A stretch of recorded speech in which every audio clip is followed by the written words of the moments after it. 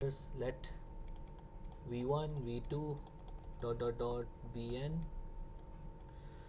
Okay, हमें यहाँ पे डिसाइड करना है कि वेदर, जो सिनेरियो हमारे पास ये है कि कोई वेक्टर किसी के स्पैन में है या नहीं, मतलब कुछ वेक्टर्स के स्पैन में होगा या नहीं होगा।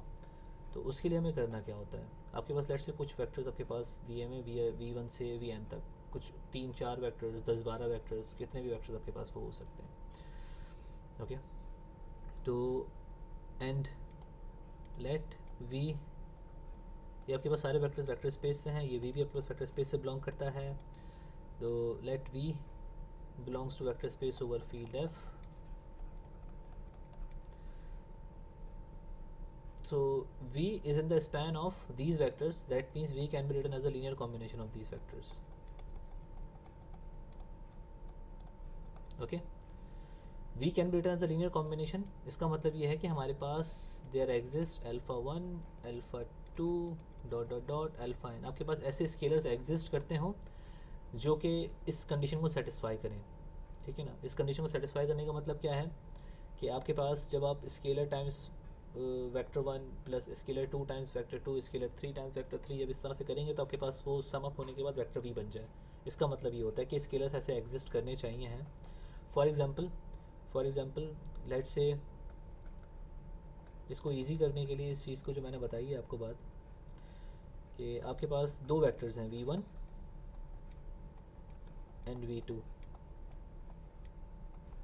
ये वाला वेक्टर आपके पास है 2 0 4 8, ये वेक्टर आपके पास है 1 0 2 4। अब आप अगर गौर से देखें तो ये वाला फर्स्ट वेक्टर आपके पास जो है सेकंड वाले का स्केलर मल्टीपल है, which is v2 is nothing but 2 times, sorry v1 is nothing but 2 times v1 1 0 2 and 4। Okay, so आपके पास क्या आ जाएगा, नहीं मैं उल्टा कर रहा हूँ, v2 is the scalar multiple of v1। या क्या, मुझे क्या हो गया, रोज़ा लग रहा है क्या, v1 is this, so this is 2 times v2। या तो हम बोल सकते हैं कि v1 v2 is in the span of v1। Okay, v2 आपके पास क्या है, v1 के स्पैन में है, उसका स्केलर मल्टीपल है इसलिए। सिमिलरली आपके पास ये जो है वो आर्ग्यूमेंट आप n वेक्टर्स के लिए भी जो क्या कर सकते हो, एक्सटेंड कर सकते हो। ठीक है ना, कि अगर आपके पास कंडीशन यहाँ पे फुलफिल हो रही है क्योंकि आपके पास एक स्केलर एग्जिस्ट कर रहा है, स्केलर आपके पास यहाँ पे कौन सा एग्जिस्ट कर रहा है कि देयर एग्जिस्ट है scalar alpha this is equals to 2, there exist criteria आपके पास यहाँ पे एग्जिस्टेंशियल क्राइटेरिया। तो अगर आपके पास एक वैल्यू भी ऐसी एग्जिस्ट करेगी जिसके लिए कंडीशन होल्ड कर रही है तो आपके पास वो स्पैन में होगा। अच्छा, जो मेन एक्सरसाइज यहाँ पे है जो मुझे अभी करनी है वो है एक प्रूफ कि लीनियर स्पैन आपके पास जो होता है, ठीक है, कैसी आवाज़ आई, किसी ने कुछ पूछा है या किसी ने कोई क्वेश्चन पूछा है या फिर इसमें चैट बॉक्स भी है। अच्छा,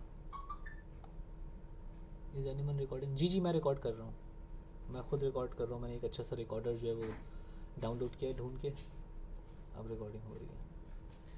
so the result is L of v1 v2 vn is a subspace of v।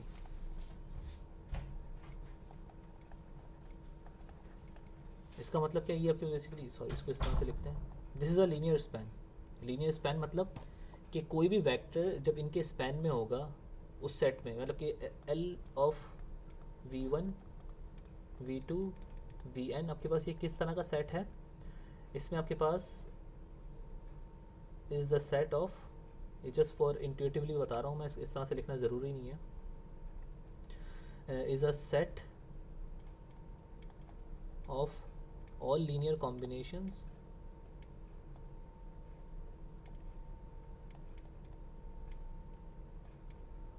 of v1 v2 vn। तो ये इस तरह का सेट आपके पास दिया हुआ है कि जिसमें आपके पास तमाम लीनियर कॉम्बिनेशन है, जितने भी पॉसिबल लीनियर कॉम्बिनेशन बन सकते हैं ना V1 और V1 V2 Vn तक, वो आपके पास सारे जो है वो इस सेट के अंदर आपके पास जो है मौजूद होंगे। तो आपके पास एक ये सेट है, इस सेट को आपको डिक्लेयर करना है कि आपके पास सेट जो है वो सब स्पेस होती है, ठीक है ना। सब स्पेस है आपके पास वेक्टर स्पेस वी की, कोई भी वेक्टर स्पेस आप लें, उसके आपकी कुछ, आप उसके अंदर से कुछ 2-3 वेक्टर्स ले लें और उसका जो भी स्पैन होगा वो हमेशा सब स्पेस होगा, ठीक है। तो इसी चीज़ को हम यहाँ पे जो है वो प्रूव करेंगे। So we are proving this statement कि subspace linear span is subspace. So the proof is, proof आपके पास बहुत सिंपल है सब स्पेस प्रूफ करना, राइट। सब स्पेस प्रूफ करना आपके पास सिंपल किस तरह से है कि आप दो कंडीशंस दिखाते हो। हमें यहाँ पे करना क्या है कि हमें दो एलिमेंट्स लेना है, let v dash and v not belongs to this linear span. इस लीनियर स्पैन से आपने को दो एलिमेंट उठाने और दिखाना ये है कि इनका सम भी जो होगा वो क्या होगा, लीनियर स्पैन से बिलोंग करेगा। सब स्पेस होने की फर्स्ट कंडीशन आपके पास यही होती है कि आप दो एलिमेंट्स लेते हो और उनको दिखाते हो। दूसरी आपके पास कंडीशन क्या होगी कि आप ले लेंगे कोई एलिमेंट लीनियर स्पैन से और ये दिखा देंगे कि आपके पास scalar multiple of this element is also in the linear span.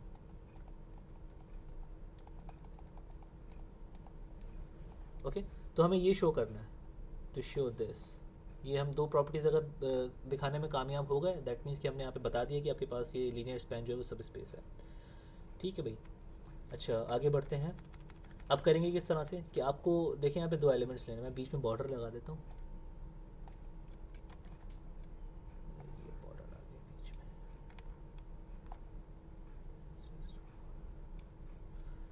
अच्छा, सो यहाँ से आपको दो एलिमेंट्स लेने हैं, तो एलिमेंट्स किस तरह के हैं इस सेट के अंदर, कोई मुझे बता सकता है? दिस इज अ सेट, इसमें भी हमने देखा कि इसमें आपके पास किस तरह के एलिमेंट्स हैं, the linear combination, right. If we take an element v from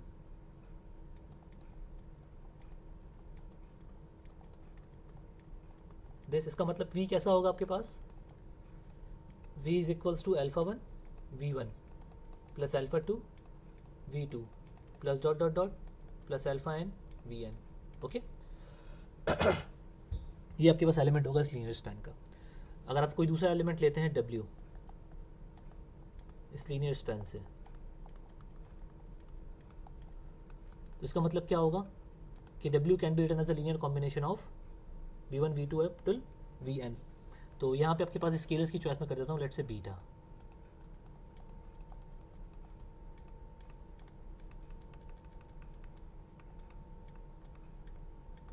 कोई मसला यहाँ तक? किसी का क्वेश्चन हो तो प्लीज़ पूछ लें। नहीं है? Okay, excuse me. हमें करना क्या है, इन दोनों का सम दिखाना है कि वो भी आपके पास लीनियर स्पैन होगा, लीनियर स्पैन का एलिमेंट होगा। दैट मीन्स कि इनका सम भी जो है वो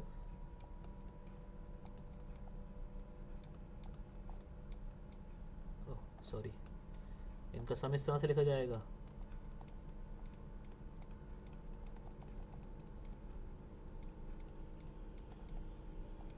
एंड प्लस w आपके पास क्या है, मैं मिस्टेक कर रहा हूँ बार बार, beta 1 v1 plus beta 2 v2 plus dot dot dot dot dot plus beta n vn। जब आप इनको सिंप्लीफाई करेंगे तो this will be alpha 1 plus beta 1 times v1, okay, plus आपके पास आपने जो है वो कॉमन ले लिया इस टर्म में से और इस टर्म में से, आपने जो है वो v1 कॉमन ले लिया, इसमें से और इसमें से आप जो है v2 कॉमन ले लेंगे। सो the second term will be alpha 2 beta 2 v2 and plus dot dot dot plus alpha n plus beta n times vn। सो आप ज़रा गौर से देखें कि जो v प्लस w है, इसमें क्या वो प्रॉपर्टी है जो कि v और w में थी? मतलब कि क्या ये लीनियर कॉम्बिनेशन है v1 v2 और टिल vn का? Is Yes. v plus w is the linear combination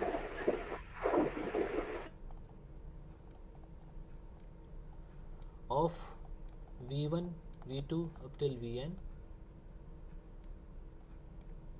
जी, तो किसी ने जवाब दिया yes. Yes. Good.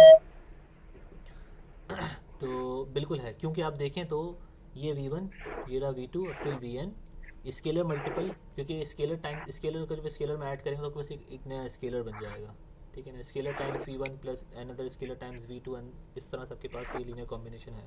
That means v plus w is also belongs to the linear span.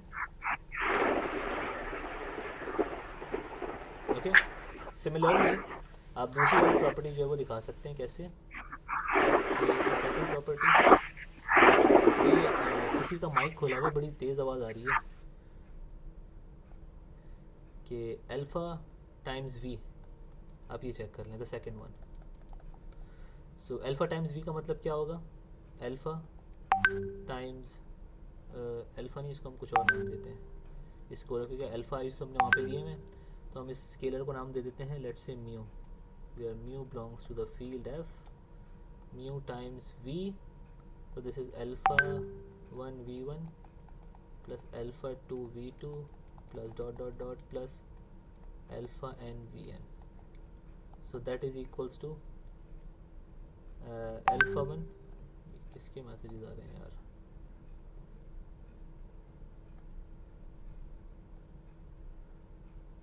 just alpha 1 mu v1 plus alpha 2 mu v2 plus dot dot dot plus alpha n mu vn। ये आपके पास देख रहे हैं कि आपके पास ये आगे दोबारा जो है एक लीनियर कॉम्बिनेशन बन रहा है किसका, v1 v2 up till vn का, because alpha 1 times mu is also a scalar, this is scalar, इसका ऑर्डर मैटर नहीं करता, ये बात हम सबको पता है। So mu v is also belongs to the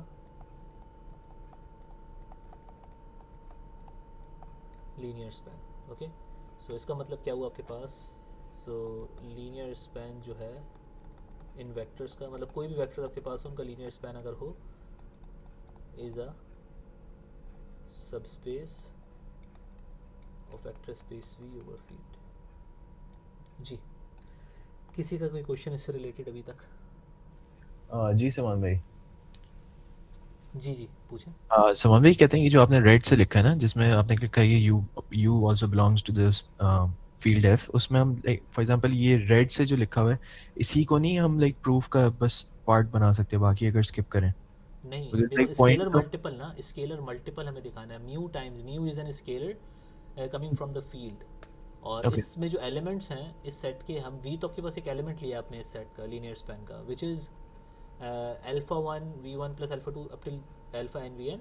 okay, scalar multiple भी आपके पास इस सेट का पार्ट होगा, हमें ये दिखाना है, मतलब इसके स्केलर मल्टीपल जब हम कोई भी आपके स्केलर लें फील्ड से, ठीक, तो जब हम मल्टीप्लाई करें इस एलिमेंट को तो वो उसी एलिमेंट उसी सेट का पार्ट बनना चाहिए, ये हमें जो करना था ना, अच्छा, तो आई हमने गेस यहाँ ये पे वो यही चीज़ किया। है जो आपने पुराने ट्यूटोरियल में जो इनिशियली जो चीज़ मेंशन की थी कि वो स्केलर भी हो और उसका प्रोडक्ट जी भी जी, हो। सब स्पेस शो कर रहे हैं ना हम यहाँ हाँ, पे, सब जो स्पेस, ठीक ये ठीक ठीक वर्ड आपके पास क्या है, लीनियर स्पैन इज सब स्पेस। मैंने शुरू में ठीक यहाँ है। पे बताया था ना आपके पास कि हम लीनियर स्पैन को बताएंगे कि वो सब स्पेस होती है, ठीक है ना। ओके सही है, ठीक है या ठीक। सो तो इसका मतलब ये है कि आपके पास या सो अब यहाँ पे कुछ और जो है वो एग्जांपल्स, पहली हमारे पास कौन सी हैं जो मैं करवाऊँगा, विच इज़, मुझे खुद देखने में पहले कौन सी करवानी है मुझे, एक मैं एग्जांपल करवाऊंगा कि बेसिस होने की, क्योंकि काफ़ी लोगों को कन्फ्यूजन थी कि बेसिस होने का मतलब यहाँ पे क्या है। हम सिर्फ एक एग्जांपल, एक जो है वो चीज़ बता दी तो उससे हम शो कर सकते हैं कि बेसिस है, बिल्कुल, लेकिन उसके लिए आपके पास श्योरिटी नहीं है आपके पास कि वो सही होगा या नहीं होगा, या आप कोई भी रिज़ल्ट अगर यूज़ कर रहे हैं तो उससे हम जो है वो डिड्यूस नहीं कर सकते। तो अब हम बात कर रहे हैं basis of a vector space की। तो बेसिस का मतलब क्या होता है पहले यहाँ पे डिफाइन कर देते हैं।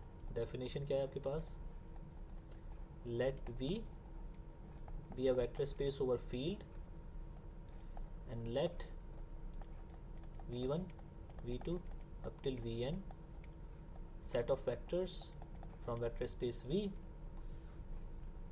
if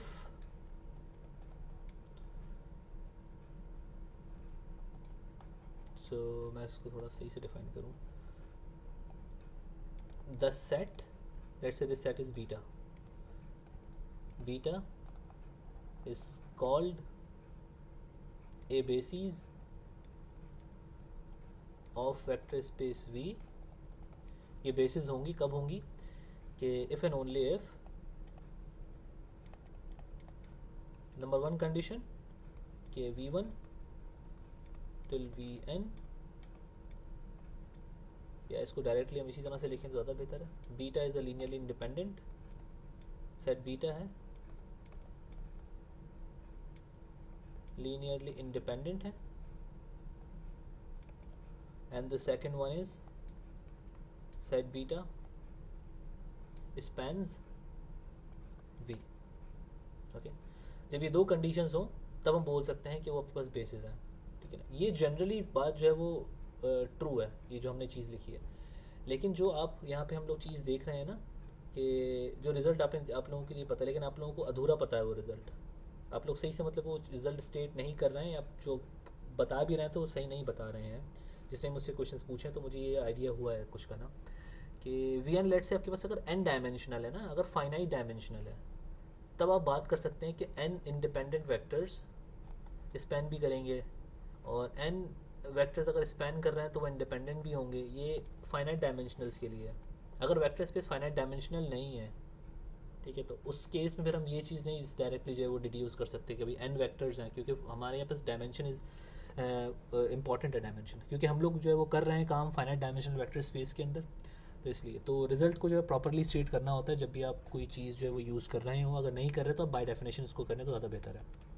बाय डेफिनेशन करने से मार्क्स की जो है वो गारंटी होगी, नहीं कटेंगे नंबर. ठीक है ना. अब यहाँ पे एक एग्जांपल मैं आप लोगों को करके दिखाता हूँ पूरी शुरू से एंड तक कि किस तरह से करनी है. एग्जाम्पल आपके पास यहाँ पे है. लेट्स से मेरा वेक्टर स्पेस V जो है वो है M2R, और बीटा जो सेट मेरे पास गिवन है वो ये है. कुछ एलिमेंट्स हैं इसके अंदर 1 0 0 1, and the second element here is 1 1 0 1, and this is 1 0 1 1, and this will be 1 1 1 and 0. Okay, अब मुझे शो करना है, इज शो नहीं करना मतलब डिसाइड करना है. B beta is the basis of M2R और नॉट. मैं यहाँ पे दो कंडीशंस चेक करूँगा. First one is beta is linearly independent, and the second one is beta spans M2R. ठीक है. सो लीनियरली इंडिपेंडेंट होने का मतलब क्या होता है, उसकी डेफिनेशन आप लोगों के जहन में अब तो होगी. कोई बताना चाहेगा what is meant by linearly independent? इनका लीनियर कॉम्बिनेशन नल वेक्टर की इक्वल. हाँ, वो तो लीनियर कॉम्बिनेशन नल वेक्टर के इक्वल करने के बाद क्या हो? सर इसके सारे अल्फाज जो हैं जीरो. बिल्कुल, सिर्फ ज़ीरो हो, सिर्फ और सिर्फ ज़ीरो हो. इस ज़ीरो के अलावा कुछ और ना हो. अगर ज़ीरो के अलावा कुछ और होने की पॉसिबिलिटी है तो इसका मतलब ये है कि वो लीनियरली डिपेंडेंट हो जाएंगे फिर. तो ये बात याद रखिएगा कि आपके पास अल्फाज जो भी होंगे वो सिर्फ ज़ीरो ही होंगे.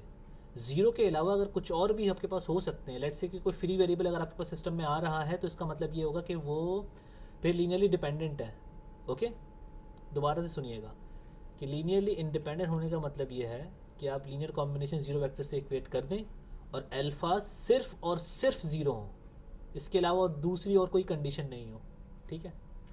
सो हम यहाँ पे जो है वो लीनियरली इंडिपेंडेंट जो है वो डिसाइड कर रहे हैं. कैसे करेंगे भाई, ज़रा देखिएगा कि alpha 1 times vector 1 0 0 1 plus alpha 2 times vector 1 1 0 1 and plus alpha 3 times vector 1 0 1 1 n plus alpha 4 times vector okay equals to the null vector which is 0 0 0 0. इससे आपको जो है वो एक 4x4 का सिस्टम मिलेगा, 4x4 का linear system.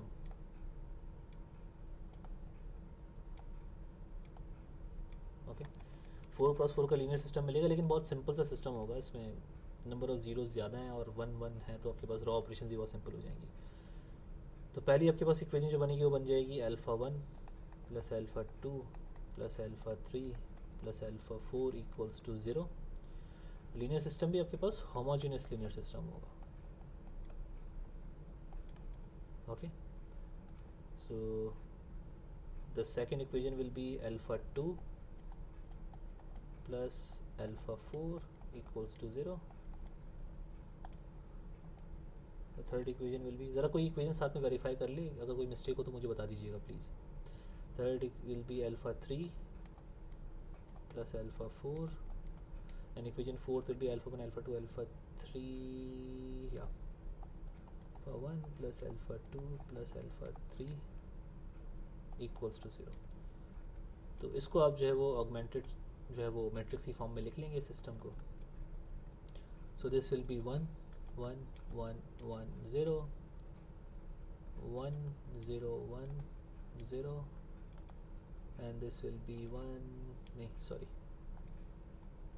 this will be 0 0 1 1 and this is 1 1 1 0 0 0.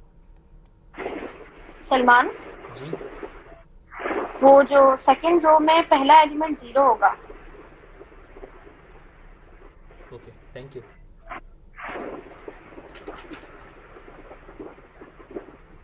सही है. तो अब ज़रा यहाँ पे रॉ ऑपरेशंस करें और देखें कि अब देखें ये आपके पास सिस्टम कौन सा, ज़रा जो मैंने आपको बात बताई थी उसको वैसे एनालाइज करें. This is a homogeneous linear system.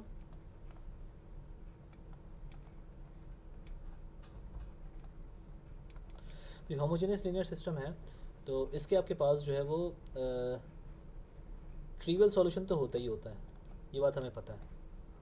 मतलब कि इसका 0 0 0 एक सॉल्यूशन तो होगा ही होगा ना. हमें सिर्फ ये चीज़ देखनी है कि इसका इस सिस्टम का कोई नॉन ट्रिवियल सॉल्यूशन ना हो, विच इज़ कोई फ्री वेरिएबल यहाँ पे ना आए.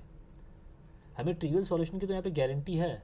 इसका मतलब ये है कि अल्फ़ा 1 अल्फ़ा 2 अल्फ़ा 3 अल्फ़ा 4 यहाँ पे आपके पास एक सॉल्यूशन जो है वो 0 0 0 तो होगा ही होगा, कंफर्म है. वो फाइंड आउट करने की भी ज़रूरत नहीं है. हम जो सिस्टम को सॉल्व करके चेक करते हैं ना, वो ये चेक करते हैं सिर्फ कि इस सिस्टम में कोई फ्री वेरिएबल ना आए, तो आपके पास सिस्टम का सॉल्यूशन जो होगा वो नॉन ट्रिवियल सॉल्यूशन हो जाएगा. नॉन ट्रिवियल सॉल्यूशन होने की वजह से आपके पास स्केलर्स जो हैं वो 0 के अलावा कुछ और हो सकते हैं. जब कुछ और हो सकते हैं तो इसका मतलब वो लीनियरली इंडिपेंडेंट नहीं रहेंगे वेक्टर्स. ठीक है. सो मैं जस्ट यहाँ पे जो है एक रॉ ऑपरेशन कर रहा हूँ, कौन सी वाली, कि R4 में से माइनस कर देता हूँ मैं R1. This is 1 1 1 1 0 0 1 0 1 0 0 0 1 1 0 और ये हो जाएगा आपके पास. जब सब्ट्रैक्ट कर देंगे दिस विल बी 0 0 0 माइनस 1 और ये 0. ओके अब हमें पता है कि हम इस 1 से जो है वो इसको 0 कर सकते हैं, राइट. और इस 1 से हम इसको 0 कर सकते हैं, कोई मसला नहीं हो. इस 1 से इसको भी 0 कर देंगे, इसको भी कर देंगे, इसको भी कर देंगे. सिस्टम कंसिस्टेंट, सिस्टम में कोई फ्री वेरिएबल अकर नहीं हो रहा. कोई भी यहाँ पे आपके पास एक भी नॉन जीरो जो है वो कोई भी आपके पास एक रॉड थ्रू आउट 0 नहीं हो रही. ठीक है. अगर कोई रॉ यहाँ पे आपके पास थ्रू आउट 0 0 0 0 0 हो जाती है तो फिर आप बोलते हैं कि आपके पास उसमें जो है वो फ्री वेरिएबल है सिस्टम में, अदरवाइज तो नहीं है. तो यहाँ पे कुछ ऐसा पॉसिबिलिटी है ही नहीं. दैट मीन्स कि system has only trivial solution, has only trivial solution, that is alpha 1 alpha 2 alpha 3 is equals to alpha 2 is equals to alpha 3 is equals to alpha 4, that is only 0 0 0 0. hence जो आपके पास vectors थे set beta is linearly independent. Okay किसी का कोई सवाल इसके अंदर? Salman, exam में हमें रो रिड्यूस इशलॉन फॉर्म की जो स्टेप्स हैं वो पूरे पूरे शो करने होंगे, या इस तरह से हम डायरेक्ट कर सकते हैं अगर जी, टाइम ना हो तो? आप सिर्फ रॉ एशेलॉन फॉर्म तक लेकर आएंगे ना, रॉ रिड्यूस करना ज़रूरी नहीं होता, रॉ एशेलॉन फॉर्म तक करना ज़रूरी होता है। ओके। ठीक है ना। रॉ एशेलॉन फॉर्म कर दिया तो आपको उससे ही पता लग जाएगा कि आपके पास सिस्टम में फ्री वेरिएबल है या नहीं। ठीक है। जी। भले वो सिस्टम स्क्वायर सिस्टम हो या स्क्वायर नॉन स्क्वायर सिस्टम हो, ठीक है ना। अच्छा, अब हम इसी जो है वो इसी इसी सेट बीटा को जो है वो स्पैनिंग जो है वो करके देखेंगे भाई ये स्पैन कर रहा है नहीं कर रहा। स्पैन भी करेगा ऑब्वियसली, क्योंकि हमारे पास एक रिजल्ट मौजूद है कि अगर linearly independent set of vectors हैं, 4 वेक्टर्स हैं लीनियरली इंडिपेंडेंट और डायमेंशन वेक्टर स्पेस की 4 है, तो वो 4 वेक्टर स्पैन भी कर रहे होंगे। ठीक है ना। तो M2R की डायमेंशन आपके पास 4 है और हमारे पास ये 4 आपके पास लीनियरली इंडिपेंडेंट वेक्टर्स हमें ऑलरेडी मिल चुके हैं, तो ये आपके पास बेसिस तो होंगी होंगी उसकी। ठीक है। The second condition is span. ठीक है। स्पैन का मतलब ये है क्या, span of beta should be M2R। ये है या नहीं, हमें ये चेक करना है। तो कैसे करेंगे? स्पैन का मतलब क्या होता है कि every vector of M2R can be written as a linear combination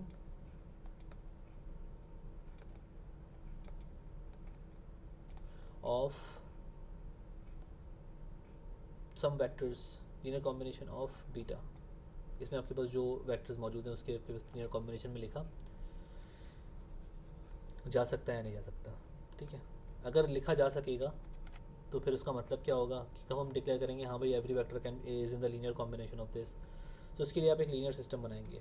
तो कोई आर्बिटरी वेक्टर आप पिक करेंगे M2R का, which is ABCD। This is an arbitrary vector, most general element, और alpha 1 times vector V1 which is this, plus alpha 2 times the second vector which is 1 1 0 1, and plus alpha 3 times the third vector which is 1 0 1 1, and plus alpha 3 times 1 1 1 0। Just equation आप यहाँ पे जो rewrite कर लें, system of linear equation यहाँ पे आपके पास क्या बन जाएगा, मैं इसको जो है वो ब्लैक से लिख रहा हूँ कि alpha 1 plus alpha 2 plus alpha 3 plus, sorry इसको 3 को मैंने 2 मरतबा लिख दिया, इसको 1 मरतबा हम हटा देते हैं, alpha 4 is equals to A, right, and this is alpha 2 alpha 4 B and alpha 3 alpha 4 C and alpha 1 alpha 2 alpha 3 equals to D। तो ये आपके पास जो सिस्टम है इससे हमें डिसाइड करना है कि whether this whether these vector spans M2R और नॉट। सो कैसे करेंगे, if this system is consistent for all A B C and D। अगर आपके पास ये सिस्टम आपके पास कंसिस्टेंट हो ABCD तमाम ABCD के लिए, ठीक है, तो फिर हम यहाँ पे जाके बात करते हैं कि भाई ये सिस्टम जो है वो सॉरी ये आपके पास क्या करेगा, स्पैन करेगा वेक्टर स्पेस M2R को। तो हमें सिस्टम को सॉल्व करना पड़ेगा ऑब्वियसली। कैसे सॉल्व करना पड़ेगा कि 1 1 1 1 and A 1 1 and B, this is 1 sorry 0 0 1 1 and C 1 1 1 and 0 and D।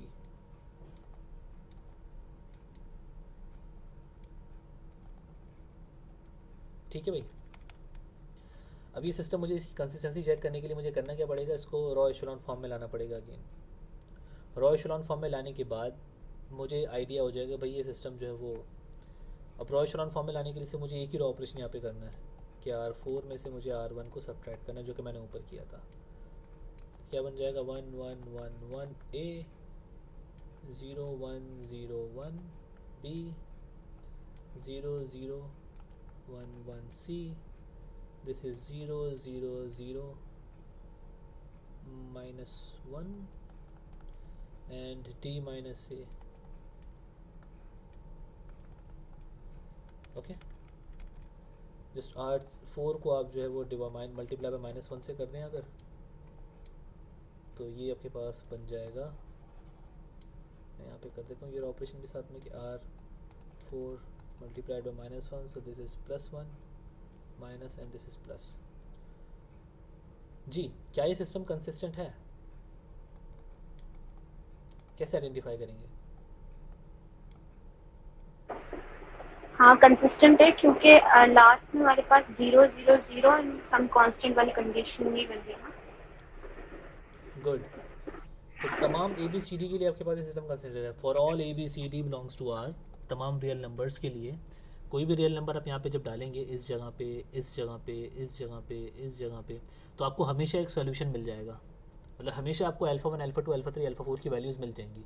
इसका मतलब ये हुआ कि जब भी आप यहाँ पे वैल्यूज़ चेंज करेंगे, इसका मतलब आप यहाँ पे वैल्यूज़ जो है वो जो भी यहाँ पे पिक कर लें ABCD की जगह पर, तो उसके लिए आपके पास अल्फ़ा 1 अल्फ़ा 2 अल्फ़ा 3 और अल्फ़ा 4 जो है वो एग्जिस्ट करते होंगे। ठीक है, तो हर वेक्टर के लिए आपके पास ऐसा होगा। दैट मीन्स कि आपके पास ये जो है वो स्पैन करेगा वेक्टर स्पेस M2R को। So yes, this system is consistent. Inconsistency होती है वो बताना आपको बहुत जो है वो बताना ज़रूरी होती है। लेट्स से आपके पास यहाँ पे अगर कोई लास्ट वाली रो आपके पास इस तरह से हो जाती है 0 0, जो कि हमने एक एग्जांपल की थी उसमें हो भी इस तरह से रहा था, -D प्लस है, इस तरह से हो जाता रॉ ऑपरेशन करने के बाद। ठीक है, ये इस तरह से हो जाता, तो इसका मतलब क्या होता कि ये alpha 4 0 times alpha 4 is equals to -D plus a. अब ABCD तो आपके पास कोई रियल नंबर्स हैं, राइट? अब ये रियल नंबर्स हैं, इसका मतलब ये कोई रियल नंबर यहाँ पे मेरे पास जो है वो 0 के अलावा अगर कोई आ गया, लेट सपोज कि मैंने D को रख लिया -10 और ये आपके पास हो गया +11 फॉर एग्जांपल, रियल नंबर्स यहाँ आ सकते हैं। तो 0 times alpha 4 is equals to 1, तो ये पॉसिबल नहीं था। तो ये आपके पास आइडेंटिफिकेशन थी किसकी? इनकन्सिस्टेंसी की। दोबारा से जहन में रखिएगा ये बात, ठीक है? बार बार मैंने बताई ये चीज़ आप लोगों को। This system is consistent. अब ये सिस्टम कंसिस्टेंट है तो इसका मतलब क्या हो गया? Conclusion, beta spans M2R। जब बीटा M2R को स्पैन कर रहा है इसका मतलब क्या हो गया? दोनों कंडीशन फुलफिल हो रही है। फर्स्ट वाली कि लीनियरली इंडिपेंडेंट भी और स्पैनिंग भी आपके पास हो रही है। तो इसका मतलब क्या हो गया कि आपके पास ये जो सेट है ये बेसिस ऑफ M2R है ये। ठीक है, इस तरह से आप शो करते हैं बाय डेफिनेशन के बेसिस होने का मतलब क्या है। किसी का कोई क्वेश्चन है इससे रिलेटेड तो प्लीज़ पूछ लें, मैं फिर आगे बढ़ूँगा।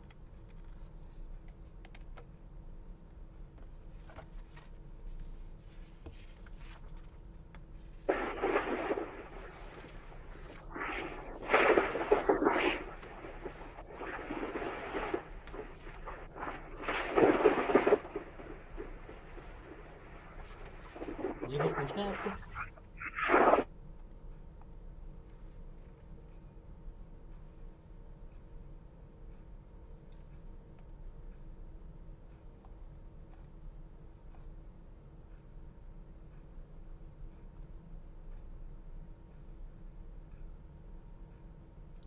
अच्छा, सो हमें आगे बढ़ना चाहिए है मेरे हिसाब से। तो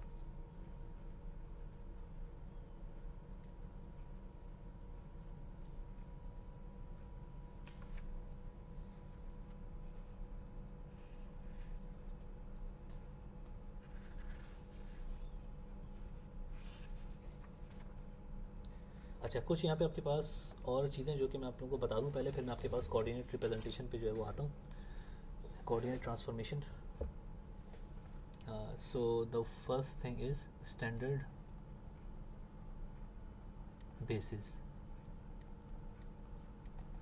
स्टैंडर्ड बेसिस का मतलब क्या होता है कि लेट्स से आपके पास वेक्टर स्पेस है R3, ओके।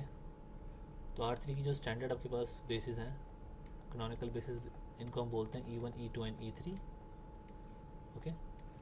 तो E1 बेसिकली आपके पास वेक्टर जो होता है वो होता है 1 0 0। E2 आपके पास जो वेक्टर होता है वो होता है 0 1 0, और E3 आपके पास जो वेक्टर होता है वो होता है 0 0 1। सिमिलरली R2 के लिए आपके पास जो स्टैंडर्ड बेसिस होती हैं उनको आप कैनोनिकल बेसिस, उनको आप इस तरह से E1 और E2 लिखते हो, क्योंकि R2 की डायमेंशन 2 है तो उसकी दो ही बेसिस वेक्टर्स होंगे।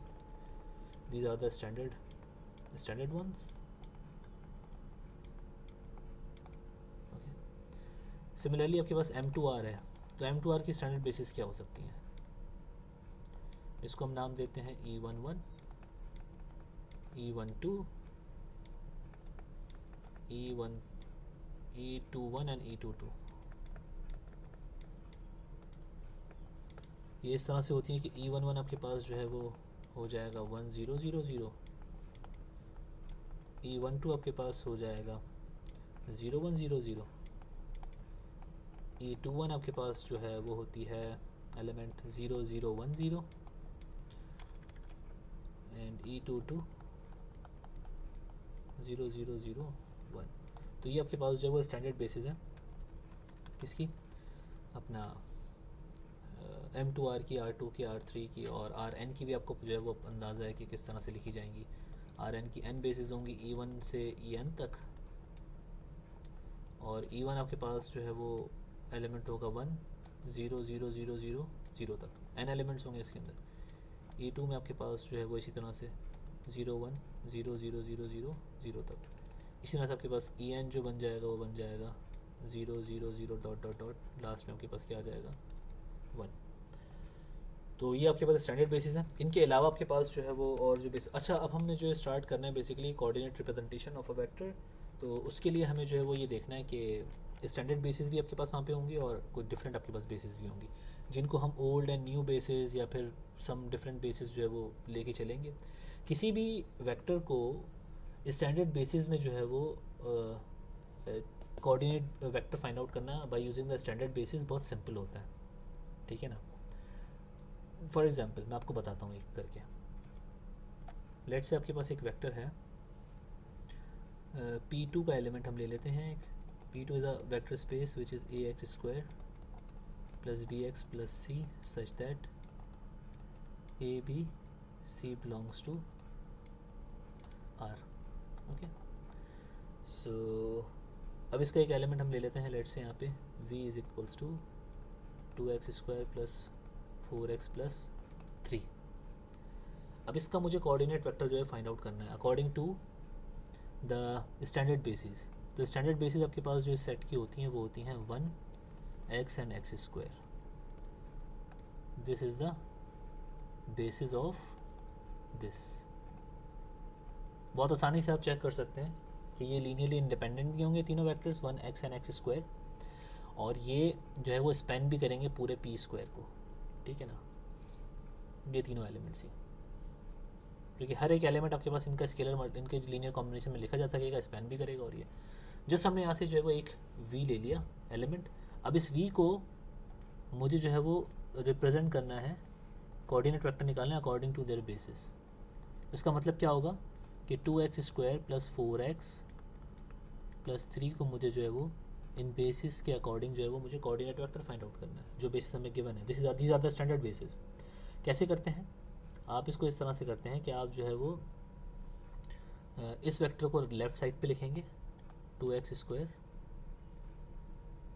Plus 4x plus 3 equals to alpha 1 times the vector x square plus alpha 2 times the vector x and plus alpha 3 times the vector 1।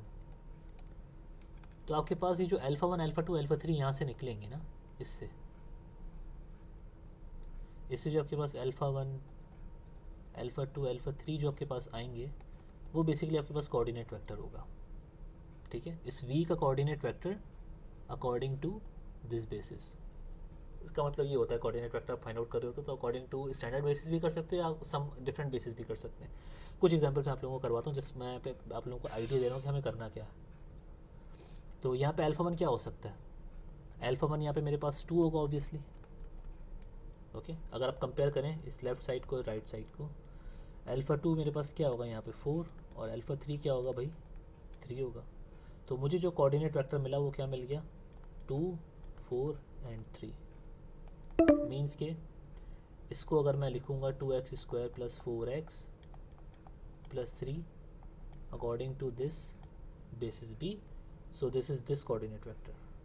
जी भाई, ये बात समझ में आई आप लोगों को? ये जो मैंने इतनी लंबी की है, समझ में आया? ये क्या है?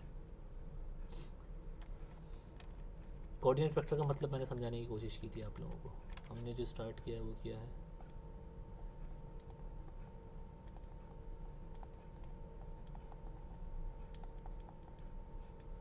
तो हर एक वेक्टर को आप जो है वो एक कोऑर्डिनेट रिप्रेजेंटेशन जो है वो कर सकते हैं। हर एक वेक्टर स्पेस के एलिमेंट की कोऑर्डिनेट रिप्रेजेंटेशन। इसका मतलब क्या होता है?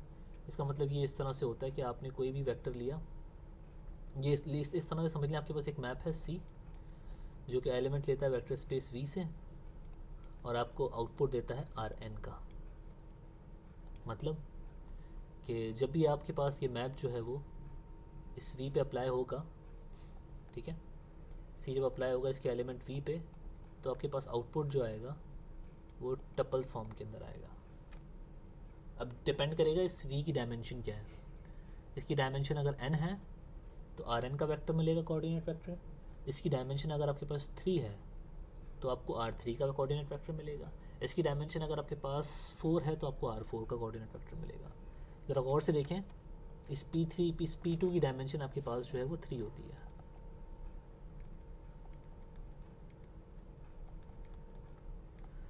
तो जब भी आप इसका कोई भी वेक्टर लेंगे उसकी कोऑर्डिनेट रिप्रेजेंटेशन देखेंगे तो आपको वेक्टर जो मिलेगा वो मिलेगा R3 में। फॉर एग्जांपल ये देखें, आपने यहाँ पे वेक्टर लिया, उसकी कोऑर्डिनेट रिप्रेजेंटेशन आपको क्या मिल गई R3 का एक वेक्टर मिला and this is a vector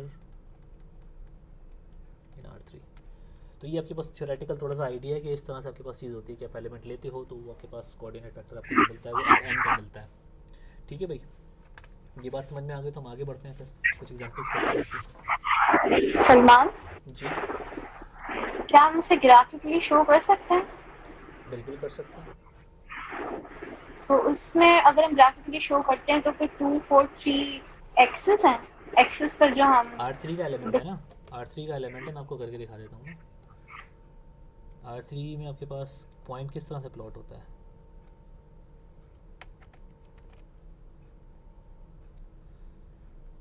अगर आप देखें तो 2 3 4, तो हम यहाँ पे जो है वो मैं और भी कुछ मार्क कर देता हूँ, नेगेटिव एक्सिस भी लगा देता हूँ यहाँ पर। Let's say this is negative of this,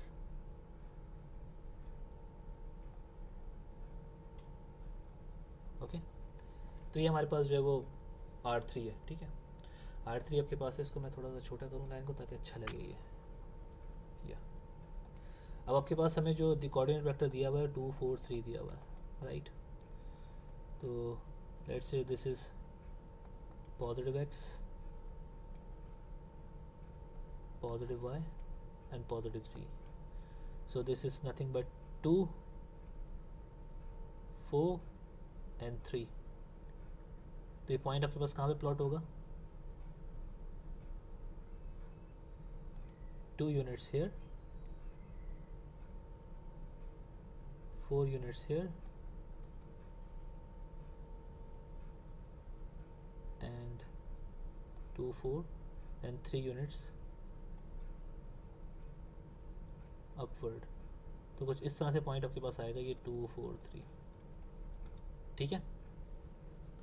ये यहाँ पे होगा, मतलब इस वाली इस साइड पे वेक्टर जो आपके पास बनेगा वो बनेगा ऐसे 2 4 3।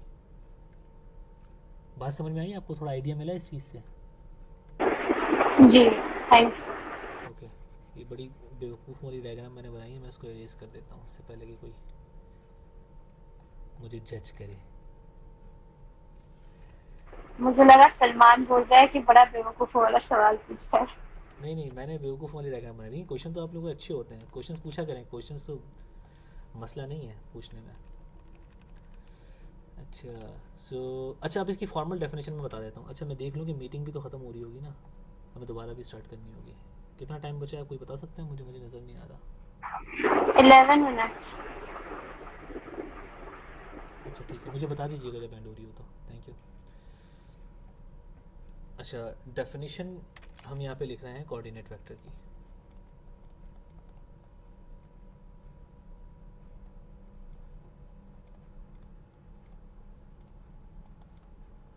तो कोऑर्डिनेट वेक्टर की डेफिनेशन आपके पास क्या है कि suppose V is a vector space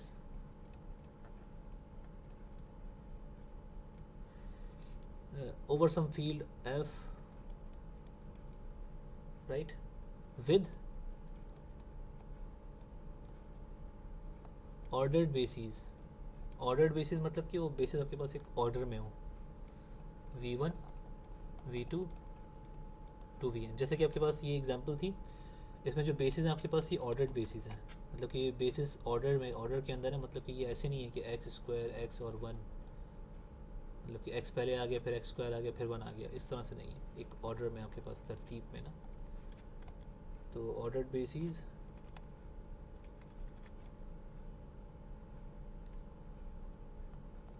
and V is an element of V, then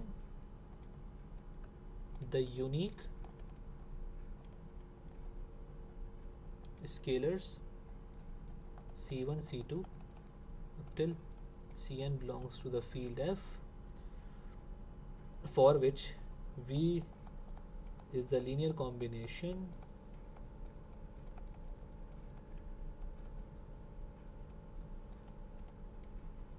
okay, V is the linear combination of these vectors।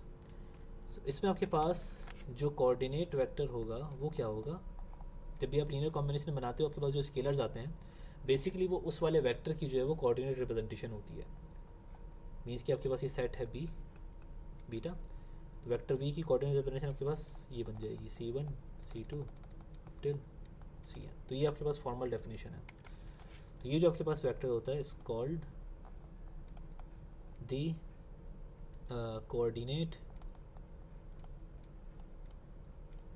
Vector with respect to beta. ठीक है भाई।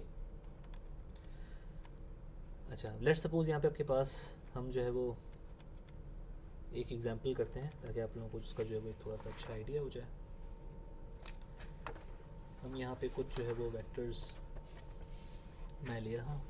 अच्छा इसकी यहाँ पे हम जो है वो कुछ इम्प्लीकेशंस भी डिस्कस करेंगे कि मतलब इसको करने की इस तरह से आपके पास वजह क्या है, इंपॉर्टेंट इसमें क्या है, ठीक है ना, इससे फ़ायदा हमें क्या हो रहा है। ठीक है, तो एडवांटेजेस मुझे जो है वो कोई बताइएगा, मैं आपको जो है वो बता दूंगा।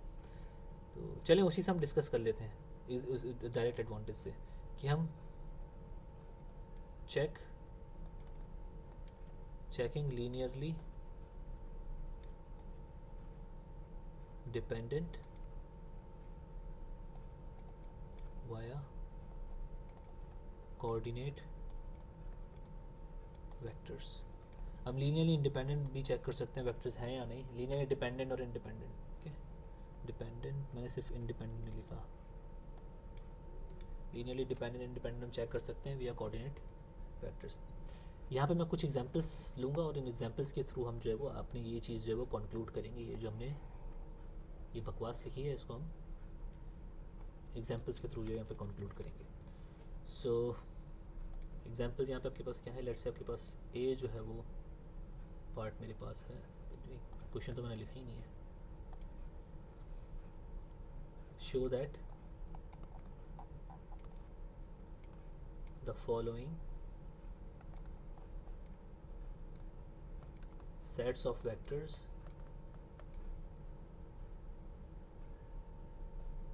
C are linearly independent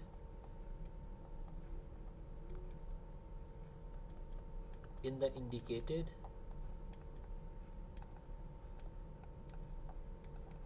vector space V. So part A for that is vector space is R4 and our set C is 0, 2, 0, 1 and 0, minus 1, 1 and 2 and 3, minus 2, 1 and 0. Okay, B is vector space is P3 and set here is 2x plus x cube minus x plus x square plus 2x cube and 3 minus 2x plus x square. C is V is M2R. Here C set will be this 0, 2, 0, 1 and 0, minus 1, 1 and 2, 3 minus 2, 1 and 0. So these are three different type of vector spaces. हमें यहाँ पे show करना है कि आपके पास इनके जो elements हैं R4 के जो तीन आपके पास ये सेट दिया हुआ है ये लीनियरली इंडिपेंडेंट हैं. P3 के आपके पास तीन एलिमेंट्स दिए हैं, हमें ये शो करना है कि ये लीनियरली इंडिपेंडेंट है. M2R के आपके पास ये तीन वेक्टर्स दिए हैं आपके पास C सेट के अंदर, हमें शो करना है कि ये लीनियरली इंडिपेंडेंट है. तो हम यहाँ पे जो है वो फर्स्ट पार्ट जो है A, इसको यहाँ पे मैं डिक्लेयर कर रहा हूँ क्योंकि ये लीनियरली इंडिपेंडेंट है सेट. कि आपको जैसे ये बनाना है कॉम्बिनेशन अल्फ़ा 1 टाइम्स 0, 2, 0, 1. जैसे 1 मिनट दीजिएगा मुझे कि alpha 1 times 0, 2, 0, 1 plus alpha 2 times 0, minus 1, 1 and 2 plus alpha 3 times 3 minus 2, 1 and 0 equals to 0, 0, 0 and 0. Okay, तो यहाँ से आपके पास अल्फ़ा 1, अल्फ़ा 2 और अल्फ़ा 3 आपके पास 0, 0, 0 ही आएंगे. सिर्फ ओनली यही सॉल्यूशन आपके पास होगा. ठीक है, क्योंकि मैंने ऑलरेडी चेक किया हुआ है ये. उस तरह के हम एग्जांपल्स कर भी चुके हैं तो उसमें टाइम वेस्ट नहीं करते हैं. वहाँ की जो है वो हमें जो चीज़ देखनी है हम उसमें बढ़ते हैं. तो ये लीनियरली इंडिपेंडेंट होंगे. ठीक है, और ये है लीनियरली इंडिपेंडेंट. ठीक है, मैं बता रहा हूँ आपको कि ये है. ठीक है, अगर किसी को कोई डाउट है तो प्लीज़ जो है वो मुझसे बाद में पूछ लीजिएगा ये कैसे है, मैं सॉल्यूशन भी दे दूँगा इसका. अभी हमें देखना है पार्ट बी इसका. पार्ट बी में हमें क्या करना है कि वेक्टर स्पेस आपके पास जो है वो P3 है. तो पहले मेरे पास जो ये वेक्टर्स है ना, ये वेक्टर्स, इनके मैं कोऑर्डिनेट वेक्टर्स फाइंड आउट कर लूँगा. अब P3 की बेसिस क्या होती है मेरे पास? बेसिस सेट आपके पास P3 का जो है वो ये है ordered basis 1x, x square and x cube. These are the standard basis for P3. अब मुझे करना क्या है, मुझे इस वेक्टर ये वाले वेक्टर का ये 2x प्लस एक्स क्यूब जो है इसको अगर मैं इस बीटा बेसिस के उसमें जो है वो ट्रांसफॉर्म करूं, कोऑर्डिनेट वेक्टर निकालूं, तो ये क्या बन जाएगा हमारे पास? बहुत सिंपल सा आपके पास है ये वेक्टर. कांस्टेंट टर्म यहाँ पे 0 है तो सिंपल 0 लिख दें उसकी जगह पर. ओके, ये वाले वेक्टर का कांस्टेंट मल्टीपल 0 आएगा. एक्स वाली टर्म आपके पास क्या है? 2 है तो आपने 2 लिख दिया यहाँ पे. एक्स स्क्वायर वाली टर्म यहाँ पे 0 है इसके अंदर, इस एलिमेंट में. एक्स क्यूब की जगह आपके पास क्या आ जाएगा यहाँ पे? Coefficient of x cube is 1. तो ये वेक्टर बन गया.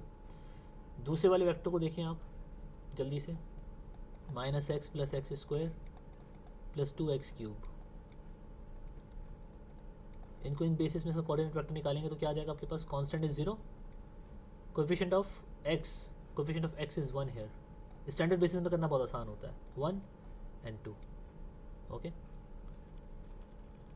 तीसरा वेक्टर आपके पास जो है वो इसका कोऑर्डिनेट वेक्टर क्या बनेगा? 3 minus 2x plus x square, 3 minus 2x plus x square beta. So this is 3 minus 2, the value of this is 1 and 0.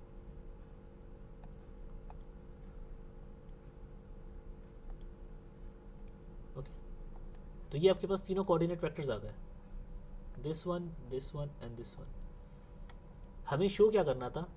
ये तीन वेक्टर्स लीनियरली इंडिपेंडेंट हैं, ये और ये. ऐसे ही था, हमने इनके कोऑर्डिनेट वेक्टर्स निकाल लिए. अब कोऑर्डिनेट वेक्टर्स निकालने के बाद हम इन कोऑर्डिनेट वेक्टर्स को शो कर देंगे लीनियरली इंडिपेंडेंट है.